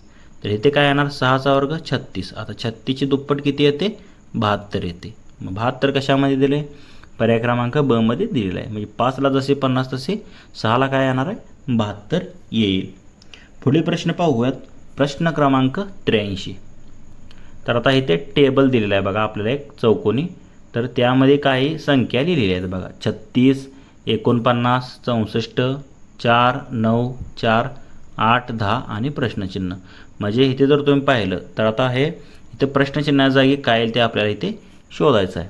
तर बघा नीट जर ऑब्झर्वेशन केलं तर 36, 49, 64, 4, 9, 4 हे काय आहेत वर्ग आहेत, वर्ग संख्या आहेत बघा. तर आता ह्या वर्ग संख्यांच्या वरच्या दोन संख्याचा ह्या खालच्या संख्येशी काहीतरी संबंध असेल. तर बघा 36चं वर्गमूळ काय असतं 6 आणि ह्या 4चं वर्गमूळ काय असतं 2 आणि ह्यांची जर बेरीज केली 6 आणि 2 किती येते 8 येते. त्याप्रमाणे पहा इकडे पण. तर आता इकडे 49चं वर्गमूळ काय असतं 9 असतं आणि 9चं वर्गमूळ काय असतं 3. यांची जर बेरीज केली 49चं वर्गमूळ असतं 7 आणि 9चं असतं 3. 7 आणि 3 हे 10 येतं. त्याप्रमाणे 64चं वर्गमूळ काय आहे 8 आहे. 4चं वर्गमूळ आहे 2 आणि 8 आणि 2 केल्यावर किती येणार यांची बेरीज 10 येणार. म्हणजे इथे तिसऱ्याच इथे प्रश्नचिन्ह आहे तर तिथे काय यायला पाहिजे 10 यायला पाहिजे. तर 10 बघा पर्याय क्रमांक क मध्ये दिलेला आहे. पुढील प्रश्न पाहूयात. प्रश्न क्रमांक 84. बघा असाच प्रश्न आहे हा देखील. तर आता इथे काय केलेलं आहे बाहेर काही संख्या आहेत आणि मध्ये काही संख्या आहेत. तर बघा तर इथे आपल्याला काय करायचं आहे ते प्रश्नचिन्ह जागी म्हणजे मधली संख्या कोणती येईल ते काढायचं आहे. म्हणजे बाहेरच्या 4 संख्येचा मधल्या संख्येशी काहीतरी संबंध आहे. तर बघा काय केलं आहे ह्या बाहेरच्या सर्व संख्येचे वर्ग केलेले आहेत आणि त्यांची बेरीज आतमध्ये दिली आहे. 12चा वर्ग 144, 8चा 64, 5चा 25 आणि 7चा 49 या सर्वांची बेरीज येते 282 मध्ये लिहिलेली आहे. तर इथे पण ह्या बाहेरच्या संख्यांची वर्गांची बेरीज करून मध्ये लिहिलेली आहे. तर आपल्याला काय करायचं आहे डायरेक्ट आपण डी मधलं काढूया बघा. तर इथे संख्या कोणती आहे ते 12. 12चा वर्ग आहे 144. त्यानंतर 11चा वर्ग आहे 121 प्लस 10चा वर्ग किती आहे 100 आणि 7चा वर्ग किती आहे 49. म्हणजे हे 144, 121 आणि हे 149 या सर्वांची जर बेरीज केली तर ती 414 येते. तर बघा 414 हे ऑप्शन आपल्याला पर्याय क्रमांक ड मध्ये दिलेला आहे. म्हणजे प्रश्नचिन्हा जागी काय येईल 414 बाहेरच्या संख्येच्या वर्गाची बेरीज. पुढील प्रश्न पाहूयात. तर व्हेन डायग्रामवरती आधारित प्रश्न आहे बघा. प्रश्न क्रमांक 25 इथे तुम्हाला दिलेला आहे. आता इथे काय दिलेलं आहे एक विधान दिलेलं आहे. काय आहे विधान सर्व खुर्च्या टेबल आहेत आणि सर्व टेबल टी व्ही आहेत. बघा ह्यावरून जर तो पाहिलं तर बघा इथे आपण डायग्राम तयार करूया. सर्व ह्या खुर्च्या काय आहेत तर त्या टेबल आहेत. खुर्च्याला चेअर्स लिहूया आणि टेबलला काय लिहूया टी लिहूया. चेअर्स आणि टेबल्स सर्व खुर्च्या टेबल आहेत आणि सर्व टेबल काय आहेत टी व्ही आहेत. सर्व टेबल काय आहेत टी व्ही आहेत. म्हणजे टी व्ही कशामध्ये येणार सर्व टेबलमध्ये येणार. म्हणजे सर्व टी व्हीमध्ये हे टेबल येतील कारण आपल्याला काय दिले सर्व टेबल हे टी व्ही आहेत. ह्याला टी व्ही लिहूया. तर आता ह्याच्यावरून बघा अनुमान दिलेत त्यांनी 1, 2, 3, 4. पहिलं अनुमान काय आहे सर्व टी व्ही खुर्ची आहेत. बघा सर्व टी व्ही खुर्च्या आहेत का नाही काही टेबलसुद्धा आहेत. म्हणजे अनुमान 1 हे लागू होत नाही. अनुमान 2 बघा काही टी व्ही टेबल आहेत. काही टी व्ही टेबल आहेत काही टी व्ही खुर्च्या आहेत. तर हे अनुमान योग्य आहे. त्याप्रमाणे सर्व टेबल खुर्ची आहेत. सर्व टेबल खुर्च्या आहेत पण काही टेबल टी व्ही पण आहेत ना. म्हणजे हे देखील अनुमान चुकीचं ठरतं. आणि 4 अनुमान बघा काही टी व्ही खुर्च्या आहेत काही टी व्ही खुर्च्या आहेत बरोबर आहे. 4 अनुमान देखील योग्य आहे. म्हणजे 2 आणि 4 ही अनुमाने जी आहेत तर ती हे विधानाशी तंतोतंत जोडतात. म्हणजे आपलं याचं उत्तर काय असणार आहे फक्त 2 आणि 4 हे 2 अनुमान बरोबर आहेत. ऑप्शन ड या प्रश्नाचं योग्य उत्तर असणार आहे. पुढे प्रश्न पाहूयात. प्रश्न क्रमांक 86 पहा. एका टुर्नामेंटमध्ये 8 बॅडमिंटन संघ किती 8 बॅडमिंटन संघ सहभागी झालेले आहेत. प्रत्येक संघ दुसऱ्या संघाशी प्रत्येक एक सामना खेळतो. तर एकूण किती सामने होतील बघा. एकमेकांविरुद्ध एक सामना प्रत्येकी खेळायचा आहे. म्हणजे जसं IPL मध्ये एकमेकांबरोबर जशा मॅचेस खेळतात तसे. तर आता 8 संघ आहेत. ह्यावेळेस काय करायचं 8 n गुणुले n वजा 1 भागिले 2 करायचं. आता n म्हणजे काय दिलेले टीमांची संख्या. 8 गुणुले 8 वजा 1 किती असतं 7 भागिले 2. n कंसात n वजा 1 भागिले 2 हे सूत्र वापरायचं. 2 की 2 2 चौक 8 7 चौक किती 28. म्हणजे काय येणार आहे 28. एकूण सामने किती होतील 28. 28 बघा पर्याय क्रमांक ड मध्ये दिलेला आहे. n कंसात n वजा 1 भागिले 2. तर असाच प्रश्न तुम्हाला हस्तांदोलन ह्याच्याशी देखील संबंधित असाच प्रश्न असतो, ते देखील असंच सोडवायचं आहे, हे देखील लक्षात ठेवा. तर पुढील प्रश्न पाहूयात. प्रश्न क्रमांक 87. या महिन्याची 15 तारीख रविवारच्या अगोदरच्या दिवशी आली तर या महिन्याच्या 4 तारखेला कोणता वार येतो? बघा या महिन्याची 15 तारीख, आता 15 तारीख त्यांनी दिलेली आहे, तर ती कोण वारी आली? रविवारच्या अगोदरचा दिवस म्हणजे कोणता? सॅटरडे, म्हणजे शनिवारी आली 15 तारीख. तर आपल्या सॅटरडेला कोणती तारीख दिली आहे शनिवारी? तर दिली आहे 15. तर बघा ह्याच्या मागे जर आपण 7 दिवस गेलो तर 8 तारीख, परत मागे 7 दिवस गेलो तर 1 तारीख. त्या दिवशी देखील वार कोणता असणार आहे? शनिवार असणार आहे, शनिवार असणार आहे. तर आपल्याला काय विचारले? या महिन्याच्या 4 तारखेला. बघा 1 तारखेला जर शनिवार असेल तर 4 तारखेला पुढे त्याच्या 3 दिवस, शनिवारच्या पुढे 3 दिवस, रविवार, सोमवार, मंगळवार. कोणता वार असणार आहे? मंगळवार. ह्याच्या पुढे 3 दिवस म्हणजे 4 तारीख मंगळवार असेल. तर मंगळवार हे तुम्हाला पर्याय क्रमांक क मध्ये दिलेलं आहे. पुढील प्रश्न पाहूयात. प्रश्न क्रमांक 88. तर इथे आपल्याला मागासारखीच आता इंग्लिश अक्षर मालिका दिलेली आहे बघा. KNMPOR आणि QT.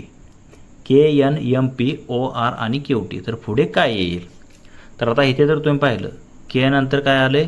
यम आले, सॉरी यल कट करून यम नंतर ओ कट करून एन कट करून ओ नंतर पी कट करून क्यू असं आलेलं आहे. खाली एन नंतर ओ कट करून पी नंतर क्यू कट करून आर नंतर एस कट करून टी नंतर यू कट करून फी असणार आहे शेवटी. आणि इथे KLMNOPQ आर आणि यस असणार आहे. काय असणार आहे सुरुवातीला? Yes V. बघा SV कशामध्ये दिले? तर पर्याय क्रमांक ड मध्ये दिलेलं आहे. पुढील प्रश्न पाहूयात. प्रश्न क्रमांक 89. विसंगत घटक ओळखा. तर बघा मीटर, यार्ड, एकर आणि फलांग. तर यातला विसंगत म्हणजे वेगळा घटक आपल्याला इथे ओळखायचा आहे. तर आता इथे जर तुम्ही पाहिलं तर मीटर, यार्ड आणि फलांग हे जे आहे तर आपण कशामध्ये मोजतो? म्हणजे एकच एकक असते यांचं. फलांग, मीटर, फूट हे एकाच म्हणजे युनिटमध्ये मोजतो, पण एकर जे आहे तर ते स्क्वेअर फूटमध्ये आपण मोजतो बघा. म्हणजे दोघांचा गुणाकार होऊन एकर तयार होतं. म्हणजे एकर जे आहे तर ते वेगळं असणार आहे या 3 युनिटपेक्षा. मीटर, यार्ड, फलांगपेक्षा विसंगत घटक काय असणार आहे? एकर. ऑप्शन क या प्रश्नात, कारण ते क्षेत्रफळ काढण्यासाठी आपण वापरतो एकर. बघा क्षेत्रफळाशी संबंधित आहे. बाकी जे आहे तर ते फक्त लांबी किंवा रुंदी ह्या दोन्हीपैकी एक काढण्यासाठी आपण वापरतो मीटर, यार्ड, फलांग.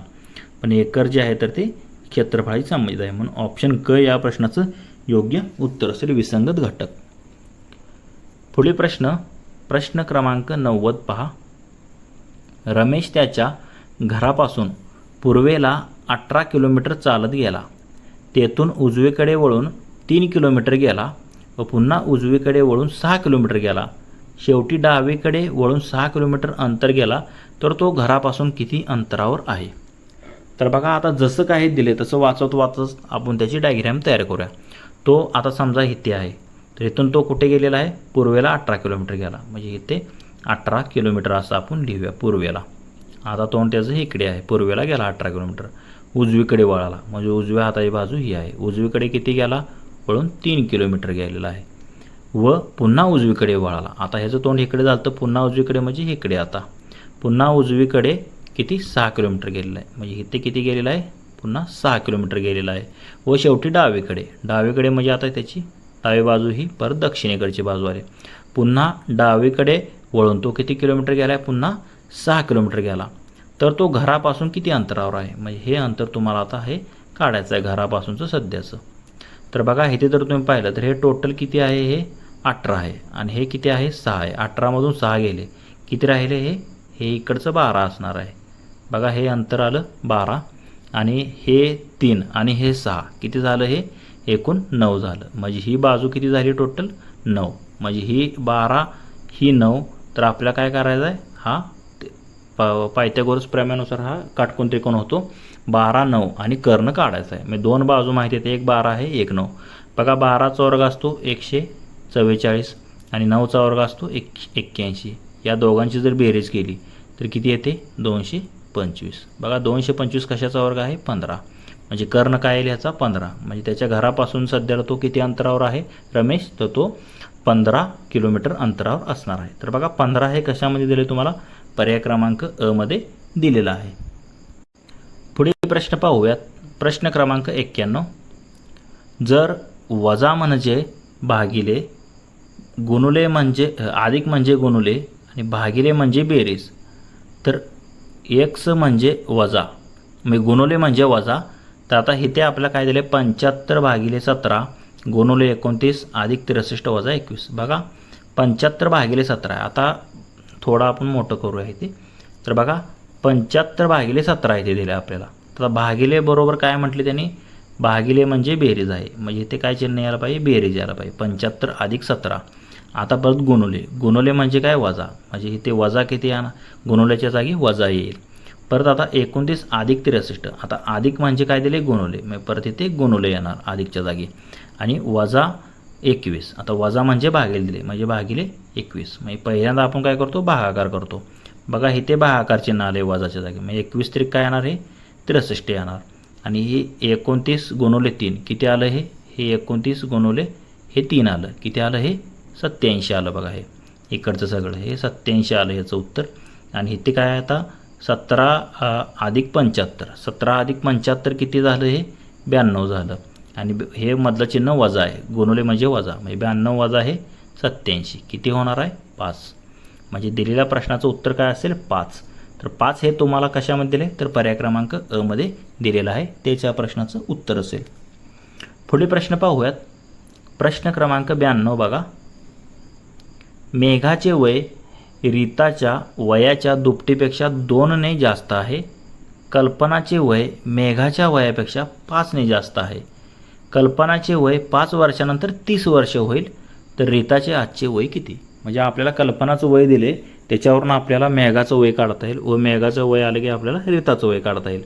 तर कसं काढतो आपण हे, तर आता गणितात दिल्याप्रमाणे तुम्ही इथे पाहू शकतात. काय दिलेलं आहे, रीताचे वय आपल्याला माहीत नाही म्हणून आपण एक्स मानू. मेघाचे वय काय दिले, रीताच्या वयाच्या दुपटीपेक्षा 2ने जास्त आहे. म्हणजेच मेघाचे वय काय येईल, रीताचे वय एक्स आहे, त्याच्या दुप्पट म्हणजे 2x, त्या दुपटीपेक्षा 2ने जास्त, म्हणजे 2x अधिक 2 हे मेघाचे वय आलं. त्याप्रमाणे कल्पनाचे वय मेघापेक्षा 5ने अधिक आहे.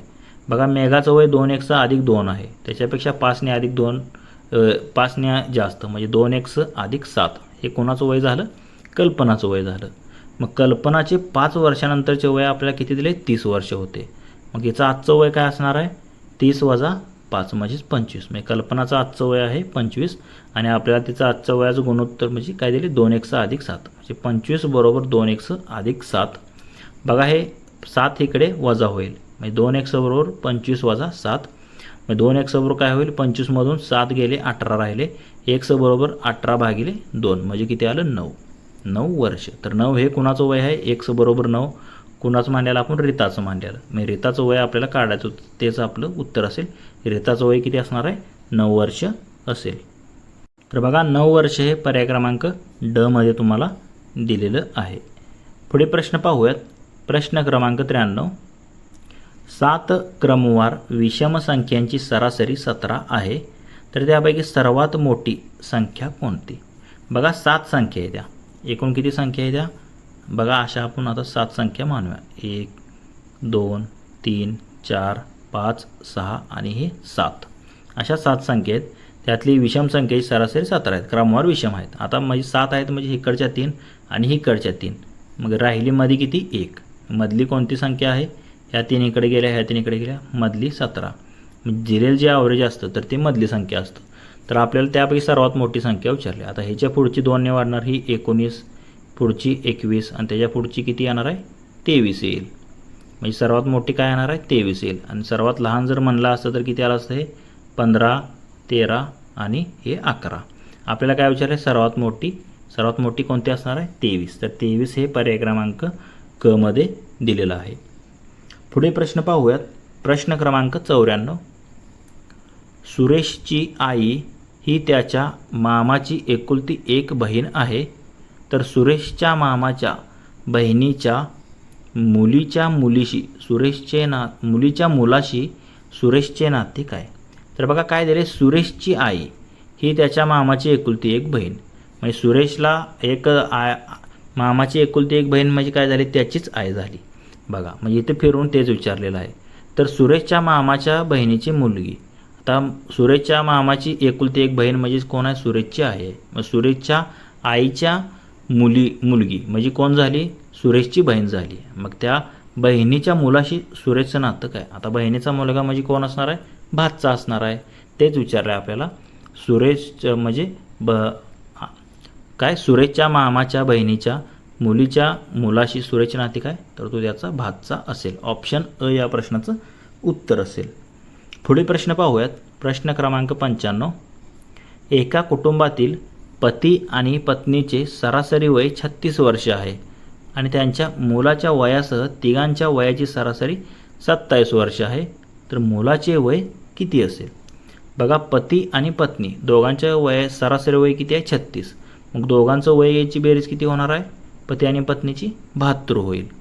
आता पुढे काय दिले त्यांनी, त्यांच्या मुलाच्या वयासह तिघांच्या वयाची सरासरी किती आहे, 27. 27 तरी किती, 81. बघा तिघांच्या वयाची बेरीज 81 आणि दोघांच्या 72. ह्या दोघांची वजाबाकी किती केल्यावर किती येते, तर ती येते 9. म्हणजे हे 9 काय असणार आहे, तर त्यांच्या मुलाचं वय असेल. तर सरळ सरळ हे दिलेलं आहे. तर ऑप्शन क मध्ये याचं उत्तर असेल.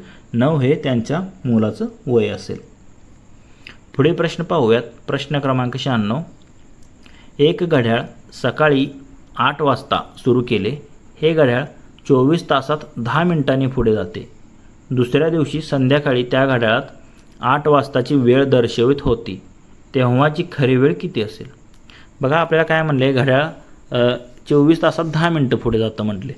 तर आपल्याला वेळ काय दिलेली आहे, तर सकाळी 8ला ते सुरू केलं आणि काय म्हणले, दुसऱ्या दिवशी संध्याकाळी त्या घड्याळात 8 वाजता. सकाळी 8 आणि आजचे सकाळी 8, उद्या सकाळी 8 24 तास आणि परत 12 तास म्हणजे एकूण किती झाली, 36 तास झाले.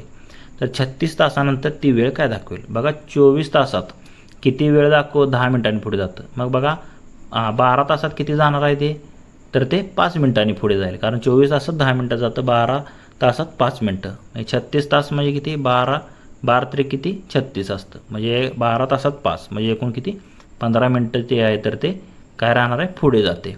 मग आपल्याला काय विचारलं, 8 वाजताची वेळ. आता 15 मिनिटं पुढे गेलं म्हणल्यावर इथे वेळ काय दाखवणार आहे, 15 मिनिटांनी ते पुढे गेले म्हणजे ती वेळ काय दाखवले त्यानं, 8 दाखवले. मग पण हे 8 काय आहे बघा, 15 मिनिटं पुढे गेलेलं आहे. पण मग नेमकी वेळ काय असणार आहे, 8 मधून 15 मागे जावा म्हणजे किती 7:45. कारण ते 15 मिनिटं पुढे गेले ना, म्हणून 15 मिनिटं मागे घ्या म्हणजे योग्य वेळ तुम्हाला भेटून जाईल. 7:45 ही खरी वेळ असेल. पुढील प्रश्न पाहूयात. प्रश्न क्रमांक 97. तोंडाला डोके म्हटले, डोक्याला चेहरा म्हटले, चेहऱ्याला कान म्हटले, कानाला लगाम म्हटले, लगामला हात म्हटले, हाताला काम म्हटले. तर कर्णफुले कशात घालतात. बघा कर्णफुले आपण कशात घालतो, कानात घालतो. तर आता इथे कानाला काय म्हटले एवढं लक्षात ठेवायचं. कानाला काय म्हटलं आहे, लगाम म्हटले आहे. मग दिलेल्या वाक्यानुसार कर्णफुले कशात घालतो आपण, लगाममध्ये घालतो. ऑप्शन क या प्रश्नाचं उत्तर असणार आहे. पुढे प्रश्न पाहूयात. प्रश्न क्रमांक 98. तसेच मित्रांनो तुम्हाला जर या पेपरची PDF हवी असेल तर आपले टेलिग्राम चॅनलसुद्धा आहे. त्याची लिंक तुम्हाला या व्हिडिओच्या डिस्क्रिप्शन बॉक्समध्ये भेटून जाईल.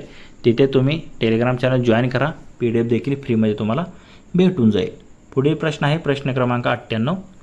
जर 7 व्यक्ती एखादे काम 12 दिवसात पूर्ण करत असतील तर सदर कामाच्या दुप्पट काम 8 दिवसात पूर्ण करण्यासाठी किती अतिरिक्त व्यक्ती घ्याव्या लागतील.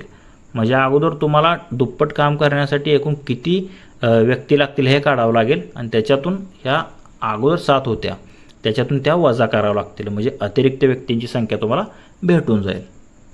तर बघा गणितात दिल्याप्रमाणे M1 सुरुवातीला 7 व्यक्ती, W1 हे आपण काम किती आहे एक समानव्या तर ते 12 दिवसात संपत होते D1.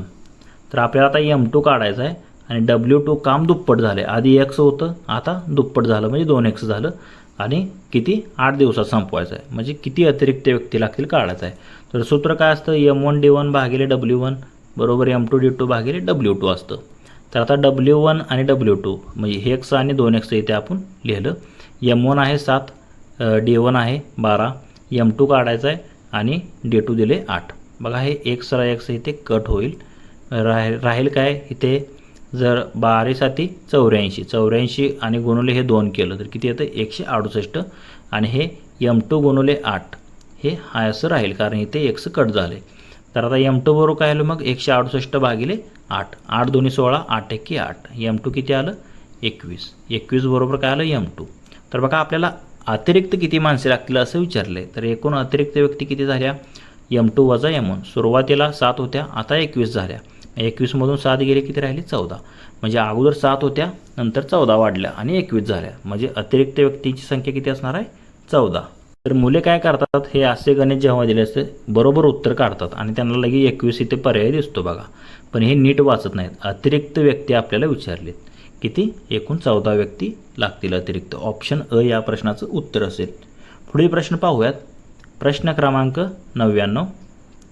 ए बी आणि सी यांची वये अनुक्रमे 32 36 आणि 46 वर्षे आहेत. तर त्यांचे सरासरी वय किती. बघा आता सरासरी म्हणजे काय दिलेल्या संख्यांची बेरीज भागिले एकूण संख्या. तर बरोबर काय येणार आहे 32 अधिक 36 अधिक 46 भागिले 3. आता ह्यांची तिघांची बेरीज किती येते सर्वांची बेरीज येते 114 आणि 114 भागिले 3 3 त्रिक 9 उरले 2 वरून घेतले 4 3 8 24 किती आली 38. मी सरासरी विचारलेली आहे तर ती किती येणार आहे 38 ऑप्शन ब. पुढील प्रश्न पाहूयात. म्हणजे आपल्या या पेपरचा शेवटचा प्रश्न आहे. प्रश्न क्रमांक 100. एक व्यक्ती आपले मासिक उत्पन्नाचे 12% बचत करतो. जर त्याचा मासिक खर्च 19,360 रुपये असेल तर त्याचे मासिक उत्पन्न किती असणार आहे. तर बघा आपल्याला काय दिलं आहे उत्पन्नाच्या 12% काय करतो बचत करतो. मग खर्च किती करतो 100मधले 12% गेले राहिले किती 88%. म्हणजे तो खर्च किती करतो आहे 88% तेच आपल्याला दिलेलं आहे. बघा 88% बरोबर किती दिलं आहे तो खर्च करतो 19,360 रुपये. तर आपल्याला काय काढायचं आहे त्याचा मासिक उत्पन्न म्हणजे 100% बरोबर आपल्याला काढायचं आहे. तर 100% हे बरोबर किती असेल. तर हे काय करतो आपण तिरकस गुणाकार करतो म्हणजे हे 19,360 गुणिले 100 भागिले 88 येईल. तर बघा 88 एक्के 88 88 दोन्ही 176 उरले 17 वरून घेतले 6 परत 88 दोन्ही 176 उरले 0 220 गुणिले 100 आलं म्हणजे 220 गुणिले 100 म्हणजेच किती 22,000. तर बघा 22,000 हे काय असणार आहे त्याचं मासिक उत्पन्न असेल जे की ऑप्शन ब मध्ये दिलेलं आहे तेच या प्रश्नाचं उत्तर असेल. तर मित्रांनो आपला अमरावती जिल्हा पोलीस आयुक्तालयाचा दिनांक 7 जुलै 2024 साली झालेला सेट बीचा पेपर सुरू होता. तर या पेपरचे जवळपास आपण 100च्या 100 प्रश्न जसेच्या तसे स्पष्टीकरणासहित पाहिलेले आहेत. जर तुम्हाला या प्रश्नांमध्ये कोणती शंका वाटत असेल तर कमेंट करून नक्की कळवा. तसेच हा जर व्हिडिओ आवडला असेल तर लाईक करा तुमच्या मित्रांना देखील शेअर करा व असेच जर नवनवीन व्हिडिओ तुम्हाला हवे असतील तर आपले YouTube channel ABK smart study subscribe करा व समोरील बेल आयकॉनवर प्रेस करा. धन्यवाद मित्रांनो. जय हिंद जय महाराष्ट्र जय महाराष्ट्र पोलीस.